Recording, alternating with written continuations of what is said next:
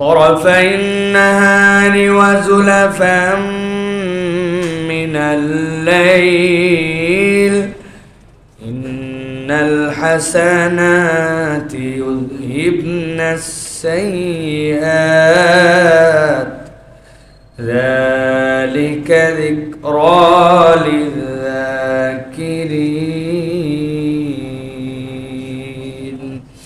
وقال الله سبحانه وتعالى آمرا ومخبرا للمؤمنين والمؤمنات إلى يوم القيامة إن الله وملائكته يصلون على النبي يا أيها الذين آمنوا صلوا عليه وسلموا تسليما.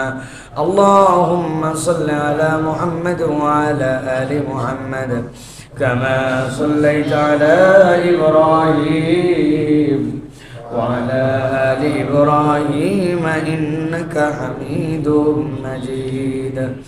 اللهم بارك على محمد وعلى آل محمد كما باركت على إبراهيم وعلى آل إبراهيم إنك حميد مجيد. কি বলতেছে কি বুঝতেছেন?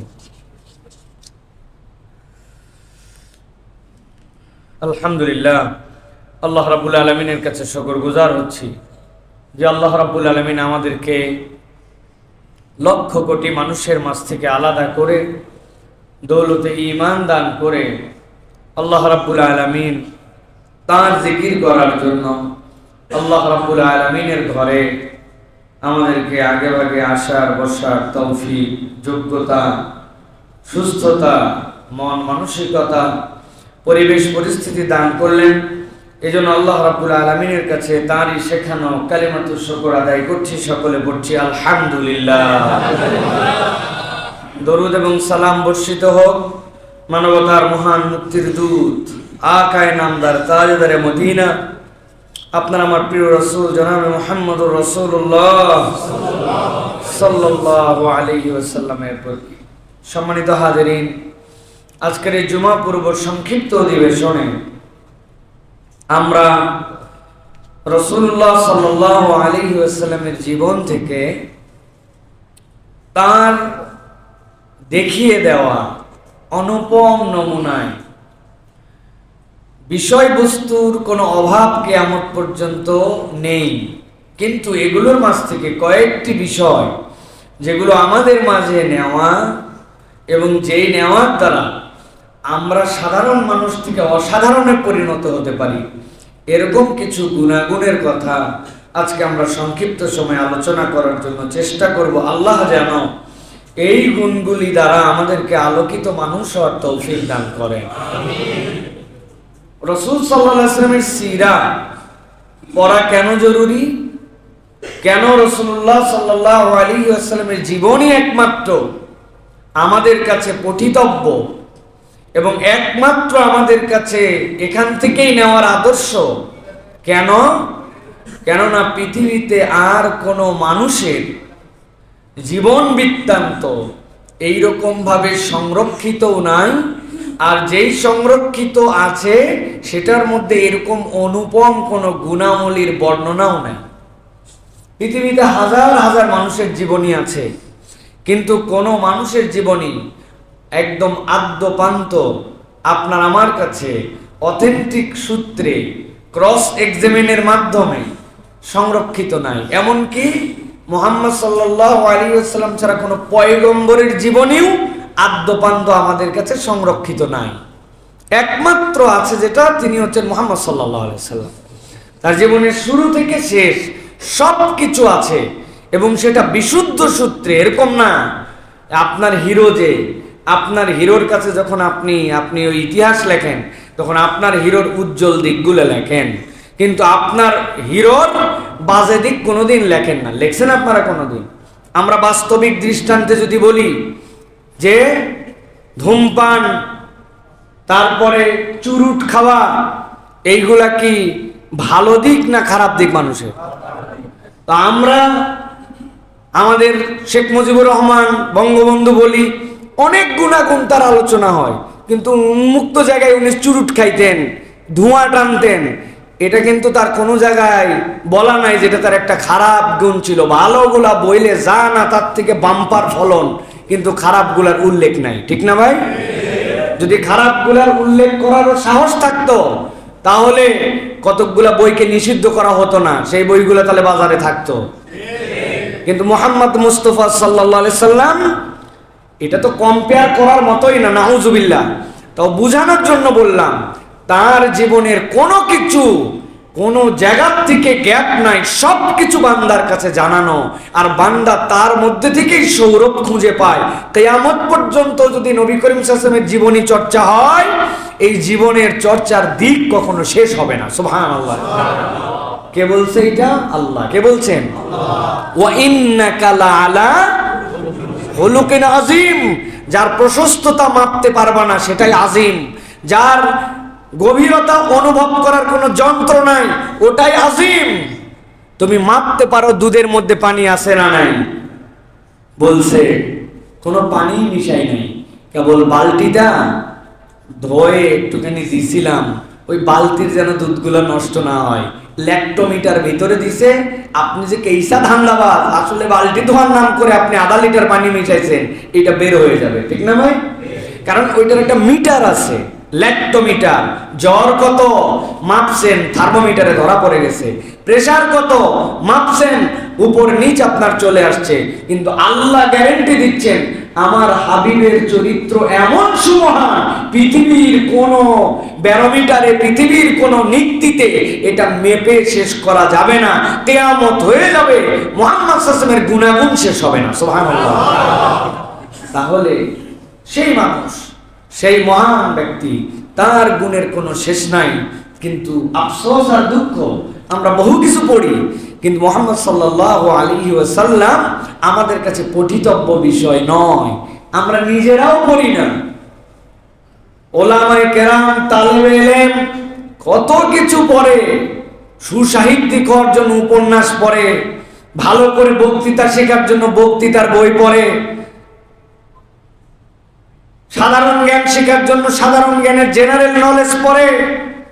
কিন্তু আমি যেন জান্নাতি মানুষ হই, আমি যেন দুনিয়া আখিরাতের সবচেয়ে শ্রেষ্ঠতম চরিত্রের অধিকারী হই, এই জন্য আমাদের কোনো প্রস্তুতি নাই।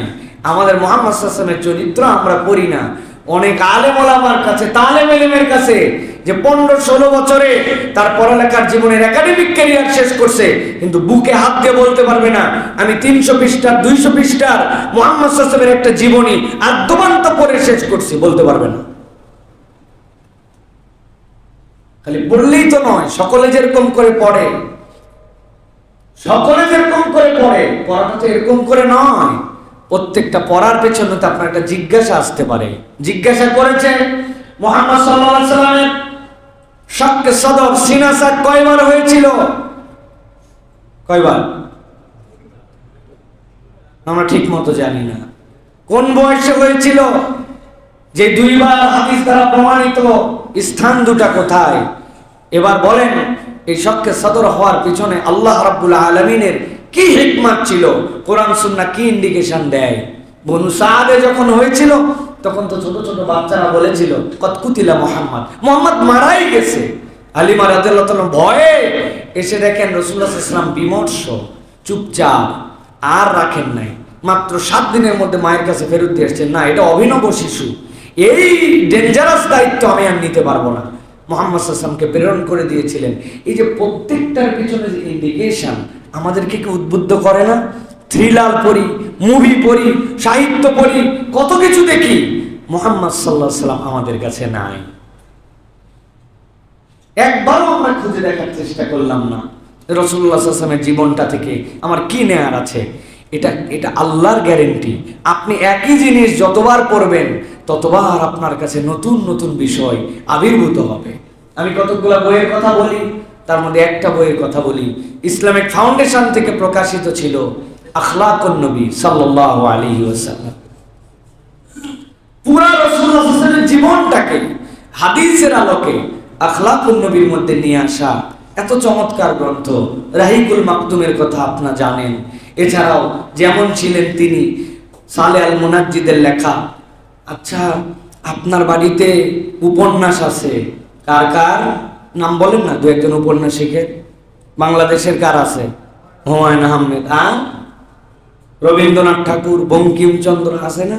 আর আপনি না উপন্যাস একটা নিয়েছিলেন, একটা পড়ি না শেষ হতো না, আমার ভালো লাগে নাই, এই জন্য বঙ্কিম পড়ি, শরৎচন্দ্র পড়ি, এর জন্য রবীন্দ্রনাথ পড়ি, নজরুল পড়ি, এর জন্য কত কিছু পড়ি, হুমায়ুন আহমেদ পড়ি, আনিসুল হক পড়ি, কত নাম। কিন্তু আপনার কি মনে হলো না যে আমার বাড়িতে একটা কর্নার থাকবে, যে কর্নারটাতে আমার টার্গেট থাকবে, যেখান থেকে পাই, যেভাবে পাই, মুহাম্মদ সাল্লাল্লাহু আলাইহি ওয়াসাল্লামের সম্পর্কে যা লেখা হয়েছে, আমি একটা বাজেট করলাম আমার লাইফে 20,000 টাকা, আমার একটা আলমারি, আমার একটা কর্নার, নবীজি 30 ধরনের জীবনী আছে। আপনার মন কোনোদিন টান দিল না? কত হাজার টাকা তো খরচ করে ফেললেন, কত ভ্যারাইটির জিনিস আনলেন, যেগুলা নাম বললাম এগুলা নাম আর বলতে চাই না। এইগুলা নামের বই পড়ে আমাদের জীবনে কি উন্নতি হয়েছে আমি বলতে পারবো না, তবে গ্যারান্টি দিতে পারবো মুহাম্মদ সাল্লাল্লাহু আলাইহি ওয়াসাল্লামের চরিত্র পড়লে ওইটার এফেক্ট রুহানি ভাবে আসে, আমলে আসে, নূর আসে। ওইটার দ্বারা, ওই খরচের দ্বারা, আপনার বাড়ির ওই গ্রন্থ দ্বারা, ওইটার নড়াচড়া করার দ্বারা, ওইটার মহব্বতের দ্বারা আল্লাহ আপনাকে জান্নাতে যাওয়ার ওসিলা বানাই দিতে পারে। জানেনই না, আপনার বাচ্চার মধ্যে, আপনার ওয়াইফের মধ্যে, আপনার মাথার কাছে, আপনার টেবিলে, আপনার গাড়িতে, আপনার অফিসে মুহাম্মদ সাল্লাল্লাহু আলাইহি ওয়াসাল্লাম নাই। অথচ কত ধরনের গ্রন্থ, কত অমুসলিমরা, John Lawrence, the perfect man of the world, Muhammad লিখছেন উনি। সেইখানে ভিন্ন একটা সেন্স থেকে মুহাম্মদ সাল্লাল্লাহু আলাইহি ওয়াসাল্লামকে দেখিয়েছেন যে সিদ্ধান্তের শেষে একজন নেতা কিভাবে তার সিদ্ধান্ত নেয়। পৃথিবীর 10টা বড় বড় সিদ্ধান্তের সাথে রাসূলুল্লাহ সাল্লাল্লাহু আলাইহি ওয়াসাল্লামকে কম্পেয়ার করে তিনি দেখাইছেন যে সিদ্ধান্তের জায়গায় তিনি কত পারফেক্ট ছিলেন। সুবহানাল্লাহ। এক একজন এক এক ডাইমেনশনে দেখিয়েছেন। কিন্তু হুজুররা আমরাই নাই, সাধারণ মানুষ তো আরো নাই।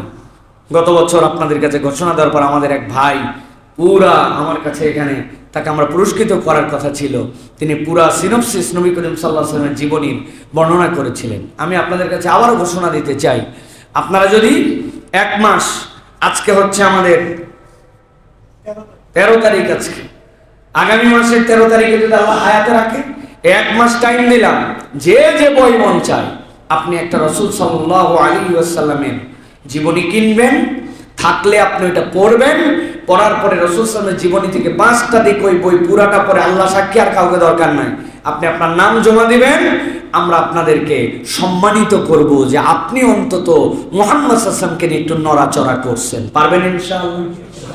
পারবেন ইনশাআল্লাহ? প্রিয় ভাইরা, আল্লাহ আমাদেরকে কবুল করুক।